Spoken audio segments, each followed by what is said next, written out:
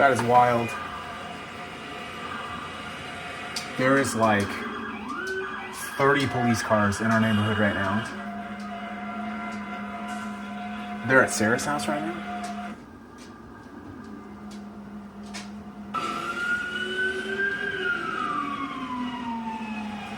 Have you heard about anything on Facebook?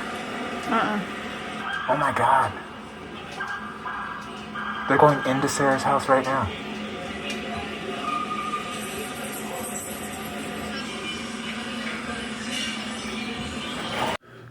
Oh my God, sorry, I just woke up. It's 6:30, I'm a mess. There are like 30 police cars in our neighborhood right now. There's 20 up the street.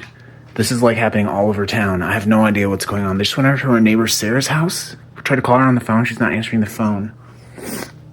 I got up so early today, so I'm wearing my glasses. We are audio and video recording this ride for your safety. I have to have that in my car at all times after my hearing. Anyways, so like 6 o'clock this morning, our neighborhood was full of police cars, full of SWAT. And, I guess let me back up. Here's what happened. The administration essentially revoked the Second Amendment, but it did so under a very niche national security law. So what they basically did was they said Antifa is a terrorist organization and anti-fascist. I mean, people don't. Do you know what Antifa stands for? Anyways, so he declared Antifa a terrorist organization. And because they were able to do that, anyone affiliated with Antifa, even loosely, lost their privilege to own a pew-pew, pistol squirt gun emoji. You get what I'm saying here? Even against the Second Amendment. So essentially, there is no Second Amendment if you fall into that group. Well, then they ordered everyone that fell into that group to turn in their weapons, their pew-pews, their, water pistol squirt gun emoji thing. And a lot of people did. And if you're not catching the drift here, let me be super clear. What he basically did is he basically said if you're a Democrat, you're linked to Antifa, and it's illegal for you to own a firearm. This went all the way to the Supreme Court. The Supreme Court upheld that the president has the ability to enact this type of enforcement to prevent people associated with these groups from having firearms in the United States. And as I said, a lot of people, because they were scared of going to jail for 25 years, turned in their firearms. And water pistol emoji.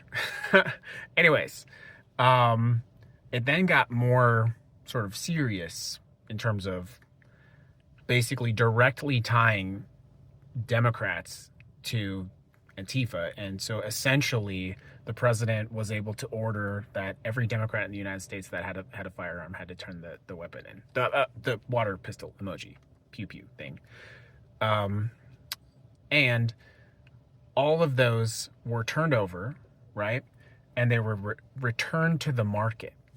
And you'd think like suddenly flooding the United States market with used water pistol emoji pew pew things, you would think that would actually decrease the price of them. But these things for MAGA especially became like collector's items. So like you imagine you could have one of these from a Democrat. You could take the pew pew, the water pistol emoji thing that was confiscated from a Democrat and put it into your prized collection. And of course, if you're MAGA, you can own one. It's not a big deal. But some people, apparently like my neighbor Sarah, did not turn them in. And so what we found out today is that today they launched a national raid, full police raid, and they confiscated them and they arrested those people for having them, for possessing them. And, a lot of people thought that the Supreme Court would be a protective wall, a barrier, that the court system would be a barrier against this new administration, but nothing could be further from the truth. There is only a Second Amendment in the United States if you're MAGA. And for everyone else, you're either defenseless or you're getting arrested.